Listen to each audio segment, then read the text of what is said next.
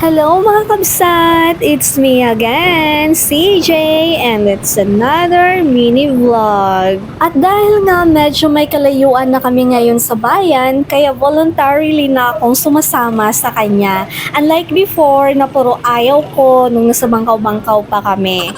And this time, magpapaayos na kami ng side stand ng motor kasi naputol na. And siya nga may iwan dyan sa paayusan while me, naisipan ko munang mamalengke. And syempre, sasakay lang naman ako ng tricycle kasi yung pinaayusan namin ay sa Malvar lang. So, malapit lang naman yun sa Old Market and mas na-enjoy kong mamasyal or mamalengke talaga sa Old Market. Siguro kasi doon na rin ako nasanay. So yun nga, na-miss ko na talagang kumain ng mga daing na pusit. But iniisip ko, medyo mataas yan sa potassium. Kaya dumiretso na lang ako humanap ng isda na mabibili ko.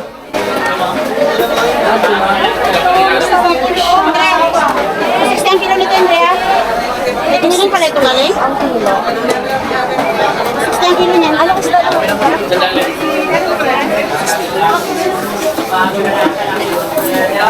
Nanday ka. Gusto ko naman naman kami sugo.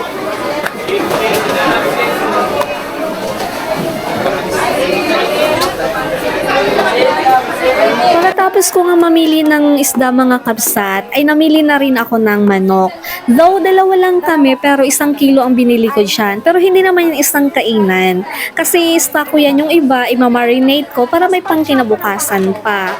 And mga kabsat, alam nyo ba, umiiwas na kami sa red meat tulad ng pork and beef. Kasi alam nyo, hindi yan maganda talaga sa ating kalusugan. Kaya more on white meat kami tulad ng manok and veggies. And aside from that mga kabsat, namili na rin ako ng mga pangrekado tulad ng kamatis, kalamansi, bawang, sibuyas, sili. Hindi ko na naipakita dyan.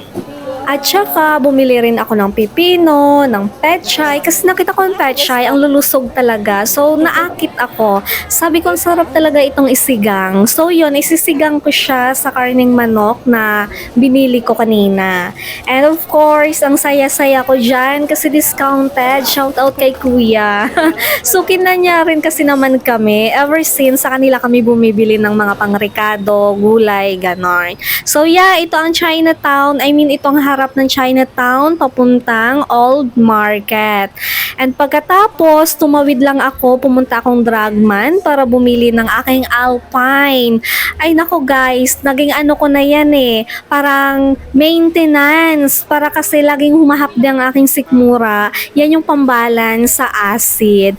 And as you can see, di ba napaka-chill ng mga tao sa Dragman na nag-grocery dito sa bayan. Unlike sa bago naming address na medyo siksikan, ganon. Tapos, nung merienda na rin ako ng shawarma kasi yung shawarma shack nasa likod lang ng cashier kung saan ako pumila para magbayad ng Alpine. And yan nga ang aking view habang kumakain ako mag-isa. And after ko magmerienda, lumabas na rin ako ng Dragman. At syempre, sakay na naman ng tricycle pabalik doon kung saan ko iniwan kanina ang aking darling.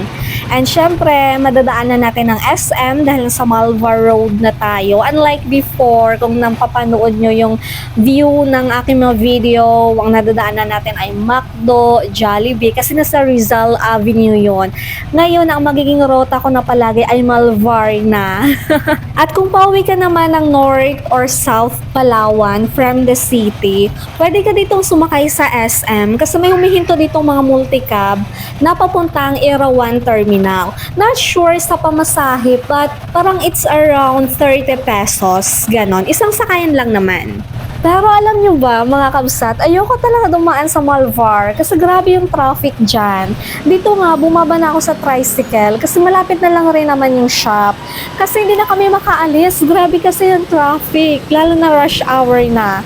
So yun, yan ang aking darling. Tinatawag ko siya, hindi niya ako marinig. Hindi niya ako napapansin. O diba? Nagulat pa siya. Busy mag-cellphone yan. Yun nga mga kabsat, pagdating ko, hindi pa rin pala tapos ayos yung motor. Yung side stand, hindi talaga siya naayos kasi walang available. Umikot na kami sa bayan, wala talaga. Pero yung mga ibang parts na pinaayos ng aking darling, naayos naman so far. After nga namin sa shop, ay umuwi na rin kami. Pero bago kami tuluyang umuwi, may dinaanan muna kami. Kasi nung papunta kaming bayan kanina, may dala kaming super kalan. Humanap kami ng mapaparefillan. Ngayon, ang mali ko lang, nalimutan ko kung anong store yun. Hindi ko talaga natandaan. Kaya medyo naliligaw kami rito. Sabi ko sa darling ko, ang palatandaan ko ay malapit yun sa HTU na school. Kasi mga students kanina, ang uniform nila ay pang HTU. So yun nga, natukoy rin namin and bukas pa rin naman ng store around 8 p.m. na yata to.